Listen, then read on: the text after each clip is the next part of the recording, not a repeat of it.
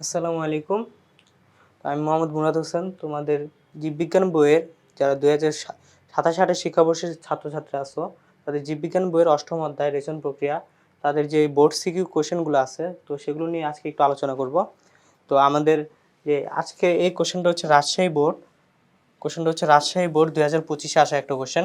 দেখো কোয়েশ্চেনে কি বলছে, একটা উদ্ভিদ দেহের অতিরিক্ত পানি বায়বীয় অঙ্গের মাধ্যমে বাষ্প আকারে বের করে দেয়।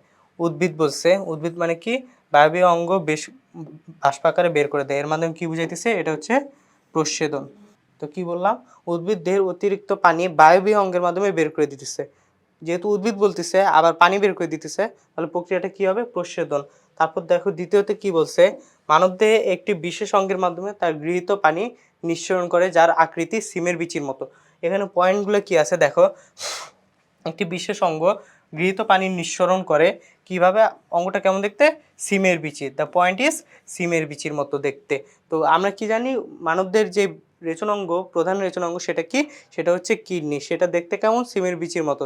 তো এখানে কোন অঙ্গটাকে বুঝাইতেছে, এখানে অঙ্গটা কি বলতেছে, কিডনি বা বৃক্ক। ঠিক আছে, তো আসো আমরা কোশ্চেনগুলোতে যাই। প্রথমে কি বলছে, রেচন কি।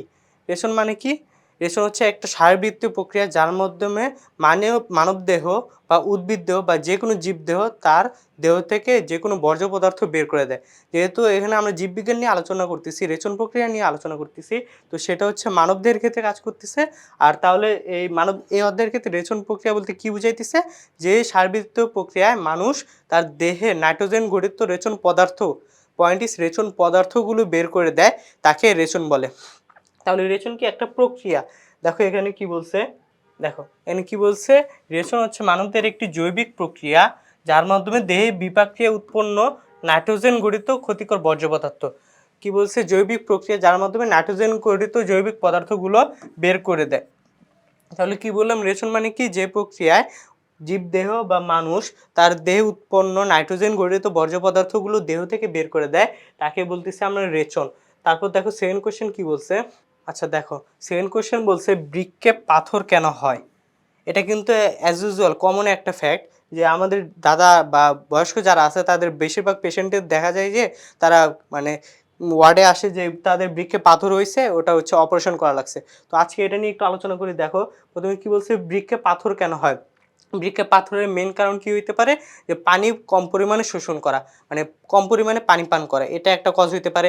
আর কি কি কজ হইতে পারে, দেখো আমাদের দেহে যে কোলেস্টেরলগুলো আছে, এই কোলেস্টেরল যখন জমা হইতে হইতে থাকে, মানে একসাথে যখন পিণ্ড গঠন করে, এই পিণ্ডটাই এক সময় মানে পাথর হিসেবে তৈরি হয়। তো এটা কি বলতেছি, যখন মানবদেহে কোলেস্টেরলের পরিমাণটা বেড়ে যায়, এই কোলেস্টেরলটা পাথরের মতো গঠন তৈরি করে। এটাও একটা হচ্ছে বৃক্কের পাথর তৈরি হওয়ার একটা কারণ। তো এই কোলেস্টেরল কোত্থেকে আসে, একটা হচ্ছে ডিমের কুসুম যেটা আছে সেখান থেকে আসতে পারে। তারপর আমরা যেরকম ফ্যাট জাতীয় বা চর্বি জাতীয় খাবারগুলো খাই, সেগুলো থেকে কোলেস্টেরল আসতে পারে। তো এই কজগুলোর মধ্যে কী কী আছে দেখো, এখানে কী কী বলছে। দেখো বৃক্কে পাথরের কজগুলোর মধ্যে কি বলছে, অতিরিক্ত শারীরিক ওজন। এটা একটা মানে বৃক্কে কার্যকারিতার ভিতরে এটা একটা বাধা প্রদান করে। তো একটা মেন কজ কি, বৃক্কে অতিরিক্ত শারীরিক ওজন। তার মধ্যে আরেকটা কজ আছে, এটা হচ্ছে কম পরিমাণে পানি পান করা। ঠিক আছে, বৃক্কে আরেকটা কজ হচ্ছে বৃক্কে সংক্রামক রোগ। সংক্রামক মানে এটা বোঝা হচ্ছে ইনফ্লামেশন।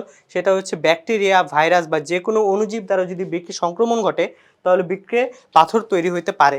তারপর কি বলছে, প্রাণীজ আমিষ থেকে আমরা কোলেস্টেরল পাইতে পারি, যেমন মাংস, ডিমের হচ্ছে যে কুসুম, ডিমের যেটাকে কুসুম বলে, সেখানে কোলেস্টেরলের পরিমাণটা তুলনামূলক অধিক। তো সেখান থেকে বৃক্কে পাথর হইতে পারে।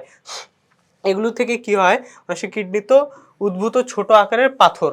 এই ছোট আকারের পাথরগুলোকে কি বলতেছে, বৃক্কে পাথর। তাহলে পুরুষের বৃক্কে পাথর হওয়ার সম্ভাবনা বেশি থাকে, কারণ হচ্ছে মানুষ এমনি একটু ব্যস্ত থাকে, মানে পানি কম পরিমাণ পান করা হয়।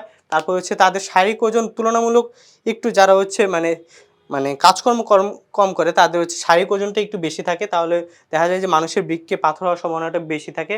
তারপর হচ্ছে এটা কিভাবে আমরা পার করতে পারি, মানে এই প্রতিকার কী কী হইতে পারে বা প্রতিরোধ কী কী হইতে পারে। দেখো শুরুতে বলছি জীবনযাপন পরিবর্তন।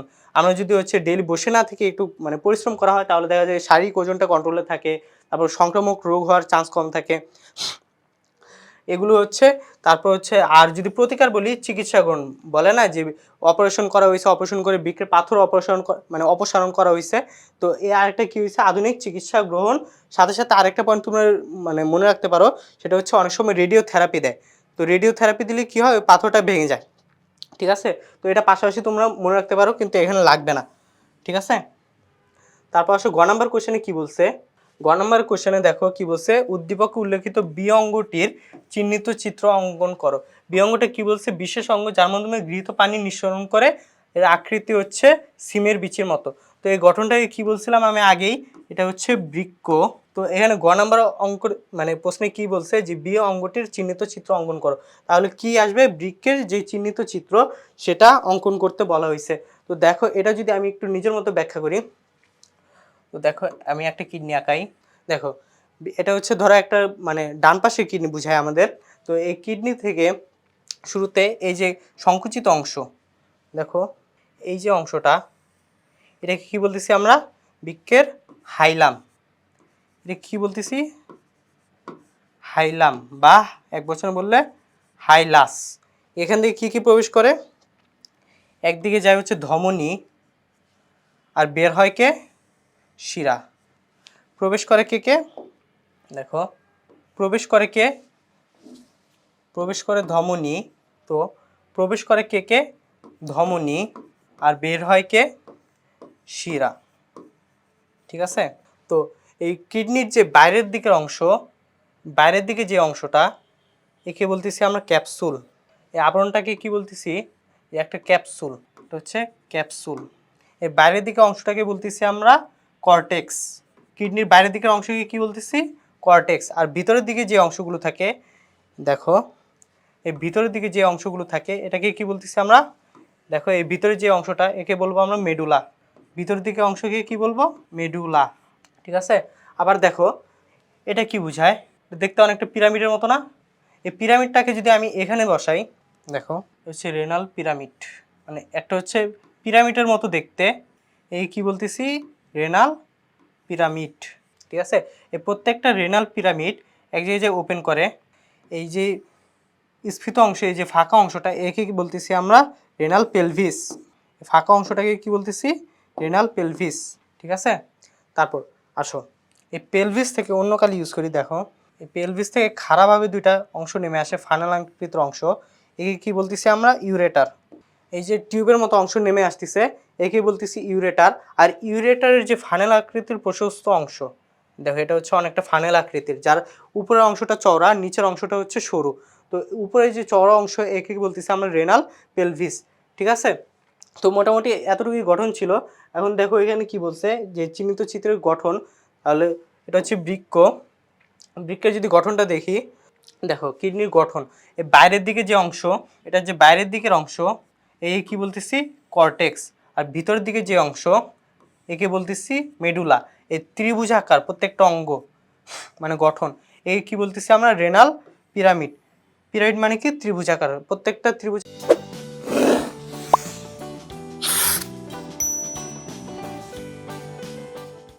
যে গঠনটা একে বলতেছি রেনাল পিরামিড। আর রেনাল পিরামিডের মধ্যে থাকে কি, নেফ্রনের গঠন ও কার্যকরী একক, যাকে বলতেছি নেফ্রন। দেখো এই প্রত্যেকটা রেনাল পিরামিডের মধ্যে থাকবে কি, যে গঠন ও কার্যকরী একক, যেটা হচ্ছে মূত্র তৈরি করে, সেটাকে কি বলতেছি, নেফ্রন। সেটা থাকবে প্রত্যেকটা রেনাল পিরামিডের মধ্যে। আর দেখো এখানে প্রবেশ করতেছে কে, রেনাল ধমনী সে প্রবেশ করতেছে। আর এখান থেকে বেরিয়ে আসতেছে কে, রেনাল শিরা। আর যে দেখো টিউব লাইক যে স্ট্রাকচারটা, একে কি বলতেছি আমরা, ইউরেটার। টিউব লাইক স্ট্রাকচার যেটা আমরা এখান থেকে বেরিয়ে আসতেছে সেটাকে বলতেছি ইউরেটার। আর ইউরেটারের উপরে যে এই ফানেল আকৃতির প্রশস্ত অংশ, দেখো এর মাথাটা দেখো চওড়া, আর গোড়ার দিকে হচ্ছে সরু। এই ফানেল আকৃতির যে প্রশস্ত অংশ একে কি বলতেছি, রেনাল পেলভিস।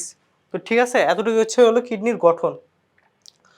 চিহ্নিত চিত্র চাইছিল, এটা হচ্ছে চিহ্নিত চিত্র। তারপর দেখো পরের কোশ্চেন কি বলছে।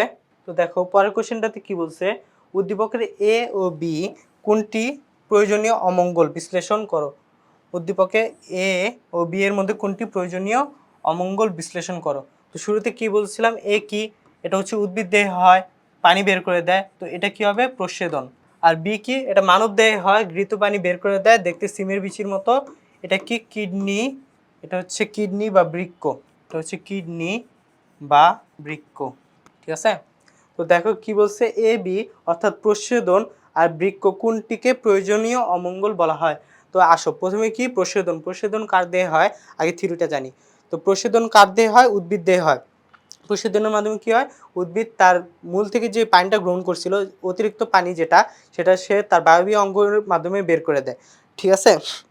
বায়বীয় অঙ্গ কি কি হইতে পারে, উদ্ভিদের পাতার পত্ররন্ধ্র হইতে পারে, কাণ্ডের লেন্টিসেল হইতে পারে, ঠিক আছে। তো এই প্রস্বেদনের কি কি সুবিধা আছে, প্রস্বেদনের ফলে যে উদ্ভিদ যে অতিরিক্ত পানিটা বের করে দিল, এর কারণেও উদ্ভিদ যে পানির চাপটা ছিল ওই চাপ থেকে মুক্তি পায়। উদ্ভিদের তাপমাত্রা যে ভারসাম্যটা, তাপমাত্রা বেশি হয় না কমও হয় না, এই ভারসাম্যটা রক্ষা হয়। আবার এই পানির চাপের কারণেই পানিটার যে বের হয়ে গেছে এর টানে আবার মাটি থেকে নতুন যে শীতল পানি বা কৌশিক পানি সেটা আবার উদ্ভিদে প্রবেশ করে। এটা হচ্ছে প্রস্বেদনের যে উপকারিতা। আর অপকারিতা কী কী হইতে পারে, দেখো যে আমরা কি বলছি, প্রস্বেদনের মাধ্যমে উদ্ভিদ তার অতিরিক্ত পানি বের করে দেয়, কিন্তু এমন হইতে পারে যে উদ্ভিদ পানি শোষণ করতেছে কম, কিন্তু সে বের করে দিতেছে বেশি প্রস্বেদনের মাধ্যমে, মানে প্রস্বেদন হইতেছে বেশি পরিমাণে কিন্তু শোষণ হইতেছে কম। তখন কি হবে, উদ্ভিদ দেহে পানির অভাব হইতে পারে।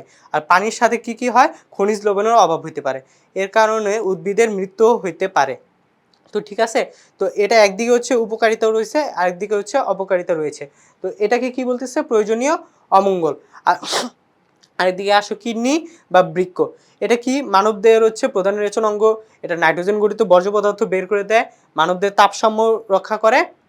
কিন্তু এটার কিন্তু নেগেটিভ দিক খুব কম বললেই চলে। এবার আসো এটা বইয়ের ভাষায় কি বলছে, দেখো প্রথমে কি বলছে, এ বি এর মধ্যে এ প্রক্রিয়াটি হচ্ছে প্রস্বেদন, এ প্রক্রিয়াটি হচ্ছে প্রস্বেদন, বি হচ্ছে প্রধান অঙ্গ বৃক্ক, ঠিক আছে। তো এ বি প্রক্রিয়ার মধ্যে এ প্রক্রিয়া অর্থাৎ প্রস্বেদন প্রক্রিয়াটিকে প্রয়োজনীয় অমঙ্গল বা নেসেসারি ইভিল বলা হইতেছে। কারণ কি, একদিকে এর উপকারী দিক রয়েছে, আরেকদিকে এর অপকারী দিক, দুইটাই রয়েছে। তো আসো প্রস্বেদনের যে উপকারী দিক, তো উপকারী দিক কি, যে দেখো এখানে হচ্ছে প্রস্বেদনের ফলে জাইলেম বাহিকায় টান পড়ে।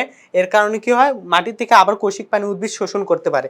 এই টানের ফলে উদ্ভিদ মূলরূম কর্তৃক শোষিত পানি খনিজ লবণ পাতায় পরিবাহিত হয়। তো কি বললাম, এই প্রস্বেদনের মাধ্যমে যেহেতু পানি বের হয়, এখানে একটা কৌশিক টান তৈরি হয় বা জাইলেম বাহিকায় টান তৈরি হয়।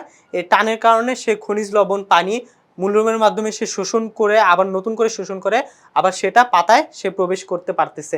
আবার দেখো এই টানের ঘাটতি হলে পানি শোষণ কমে যায়, খাদ্য তৈরি বিপাকীয় কার্যক্রম স্লথ হয়ে যায় বা থেমে যায়।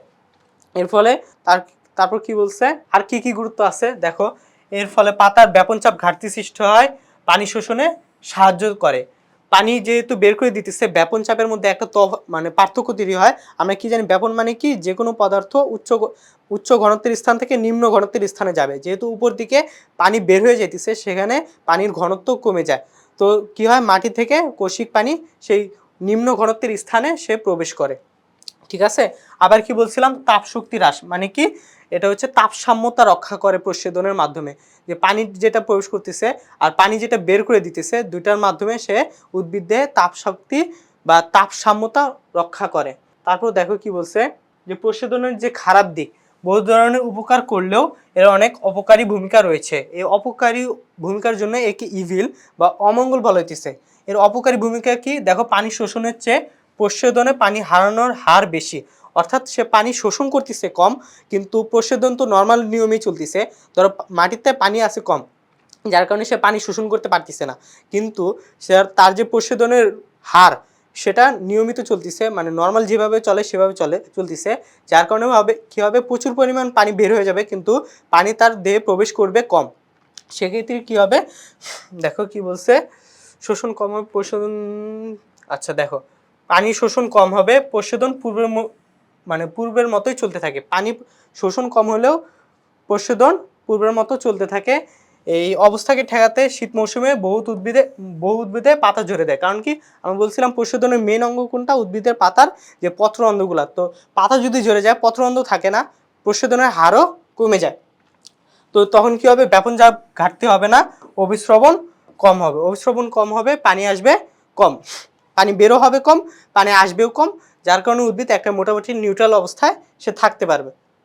তো ঠিক আছে, তারপর কি বলছে, উপরিউক্ত আলোচনা হতে বলা যায়, উপরিউক্ত আলোচনা থেকে বলা যায় প্রশোধন কিছু ক্ষতি সাধন করলেও এর জন্য অত্যাবশ্যকীয় একটি কার্যক্রম, মানে তার একদিকে গুরুত্ব রয়েছে, আরেকদিকে তার অপকারী ভূমিকাও রয়েছে।